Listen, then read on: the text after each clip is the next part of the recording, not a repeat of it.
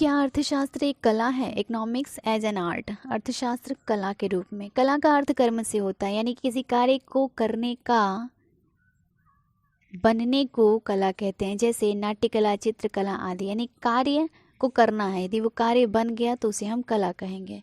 विज्ञान का अर्थ ज्ञान से होता है, कला का अर्थ बनाने या क्रिया से होता है।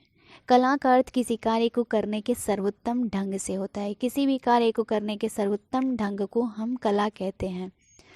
कला समस्याओं को सुलझाने का उचित ढंग बताती है। कला की यह विशेषता है कि वह सिर्फ निश्चित नियमों का निर्माण नहीं करती, बल्कि विशिष्ट समस्याओं के विशिष्ट हल भी प्रस्तुत करती है।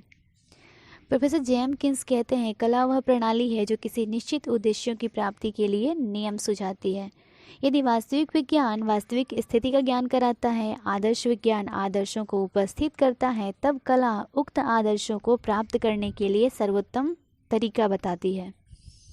इस तरह कला वास्तविक विज्ञान तथा आदर्श विज्ञान को एक पुल की भांति मिलाता है। अतः कला ऐसे व्यवहारिक नियमों का निर्माण करती है जिनके पालन करने से मनुष्य अपने पूर्व निश्चित आदर्शों को प्राप्त कर सकता है।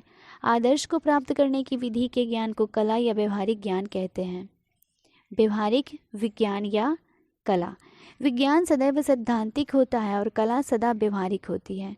प्रोफेसर कौसा कहते हैं, विज्ञान हमें सैद्धांतिक ज्ञान की शिक्षा देता है, जबकि कला हमें व्यवहारिक क्रियाओं का प्रशिक्षण प्रदान करता है। विज्ञान केवल व्याख्या ही करता है, जबकि कला लक्ष्यों की प्राप्ति के लिए नियमों का प्रतिपादन करती है। एक ही विषय विज्ञान या कला दोनों हो सकते हैं, क्योंकि किसी चीज़ का क्रमबद्ध अध्ययन तो विज्ञान है और इस ज्ञान का क्रमबद्ध उपयोग कला है। विज्ञान और कला की परिभाषाओं की कसौटी पर यह परखना है कि अर्थशास्त्र विज्ञान है अथवा कला है अथवा दोनों है। अर्थशास्त्र विज्ञान के रूप में तो स्वीकृत हो गया है, क्योंकि अन्य विज्ञान के नियमों की तरह अर्थशास्त्र में भी कुछ नियम होते हैं, जैसे मांग का नियम, उपयोगिता ह्रास नियम, उत्पत्ति के नियम, मूल्य सिद्धांत इत्यादि। इन नियमों के द्वारा कारण और परिणाम के संबंध स्थापित किए जाते हैं। अर्थशास्त्र में मानव व्यवहार तथा इससे उत्पन्न होने वाले नियमों का क्रमबद्ध अध्ययन होता है, इसलिए अर्थशास्त्र विज्ञान है। साथ ही अर्थशास्त्र में मनुष्य के उस व्यवहार का अध्ययन किया जाता है जिसका संबंध निर्णय यानी चॉइस मेकिंग या मूल्यांकन यानी कि वैल्यूएशन से होता है। इस कारण अर्थशास्त्र उन अनेक नियमों या सिद्धांतों का संग्रह है जिसके द्वारा मनुष्य अपने निर्णयों को व्यवहार में ला सकता है, और चूंकि सिद्धांतों का यह संग्रह क्रमबद्ध होता है, इस कारण अर्थशास्त्र विज्ञान है। परंतु अर्थशास्त्र विज्ञान के साथ साथ कला भी है, क्योंकि यह शास्त्र अनेक व्यवहारिक समस्याओं को हल करने के उपाय बताता है और ऐसे नियमों का सुझाव देता है जिनसे समस्याओं का हल निकल जाए। जब कोई उद्योगपति अपने कारखाने में आर्थिक नियमों का उपयोग करता है, तब यह शास्त्र कला का रूप धारण कर लेता है। प्रोफेसर पीगू के अनुसार अर्थशास्त्र का अध्ययन एक दार्शनिक के दृष्टिकोण से केवल ज्ञान प्राप्त करने के लिए नहीं किया जाता, बल्कि इस शास्त्र का अध्ययन एक डॉक्टर के दृष्टिकोण से करते हैं, जो डॉक्टरी इसलिए पढ़ता है ताकि वह अपने ज्ञान से रोगियों को लाभ पहुंचा सके। इसी प्रकार अर्थशास्त्र सिर्फ यह नहीं बताता कि भारतीय अर्थव्यवस्था विकासशील है, बल्कि उन उपायों को भी बताता है जिसके द्वारा इसे विकसित बनाया जा सके। अतः अर्थशास्त्र न केवल ज्ञान है बल्कि कला भी है, और इसमें कला का पक्ष अधिक प्रबल है। विज्ञान और कला का यह विवाद निरर्थक प्रतीत होता है, क्योंकि इसमें कोई प्रतिस्पर्धा नहीं है। वस्तुतः विज्ञान और कला दोनों एक दूसरे के पूरक हैं।